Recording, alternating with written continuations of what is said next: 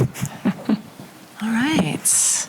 Hello, my name is Emily White. I am the CEO and founder of #iVoted Concerts. I'm a longtime entrepreneur and executive in the music industry, an Amazon #1 bestselling author, and host of the #1 music business podcast globally.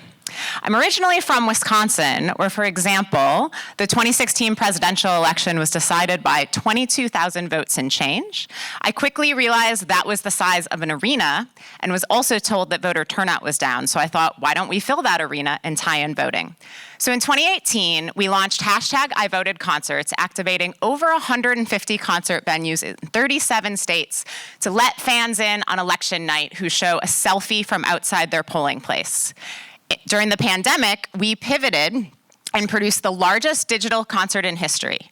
Over 400 artists participated, including Billie Eilish, Run the Jewels, and Fish, and the public accessed our election night webcast with a selfie at home with their blank and unmarked ballot.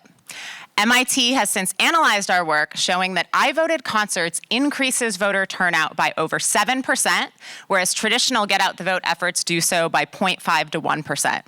Why and how is this possible? We are a totally data-driven org. So instead of reaching out to who we think is cool, we book the top trending artists in each key location whose electoral margins are often decided by the size of a concert venue.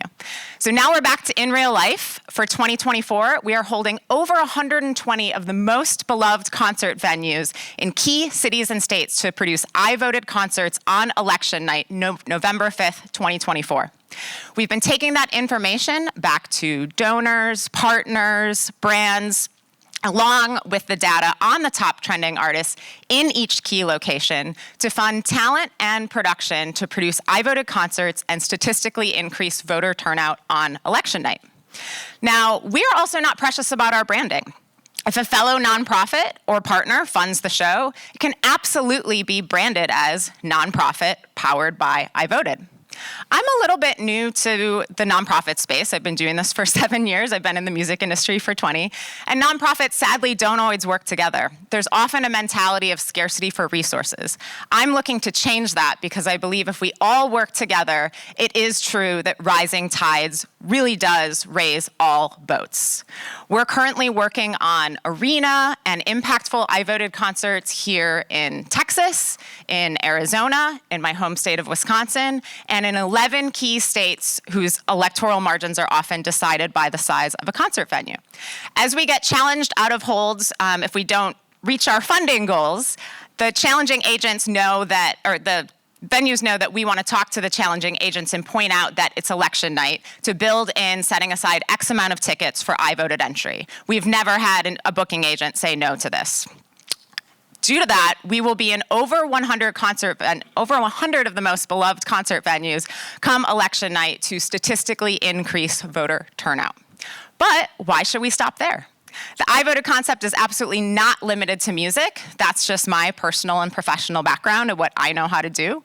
Why not show your selfie and get into an NBA game, comedy show, and more? Our vision is to activate all entertainment events happening on both election night and during the early voting periods for iVoted entry. We're actually talking to some artists about doing some iVoted early tours during the early voting period leading into election night. If you're underage, we've got you covered. Future voters enter our events by letting us know what election they will be 18 for and why they're excited to vote, which is really important because a big determining factor on if someone votes is if they vote in the first few elections that they're available or that they're eligible. If you're a non-citizen or ineligible to vote, you enter iVoted Concerts by letting us know which artists you're most excited to check out that night. That ensures iVoted Concerts are both inclusive and in line with local and US electoral laws for any electoral attorneys in the audience. Our language is absolutely clever. Anyone can take a photo outside of a school or a church and the places that people vote. There's no proof of voting, which of course would be illegal. But what we've shown is that more often than not, folks statistically then go into the building and actually vote. Our work has been featured in Billboard, Variety, Brooklyn Vegan, Stereogum, we've been on the cover of Polestar, and we would love to partner with you to produce iVoted concerts on election night. I'll be hanging out for a little bit after this. You can contact us at info@ivotedconcerts.org. I lead an all-women C-suite that's majority BIPOC, and our overall team is 92% women, non-binary, BIPOC, and/or LGBTQ+. We're really proud to be revolutionizing voter turnout while training and mentoring the next generation of activists. Thank you so much, and have a great South by.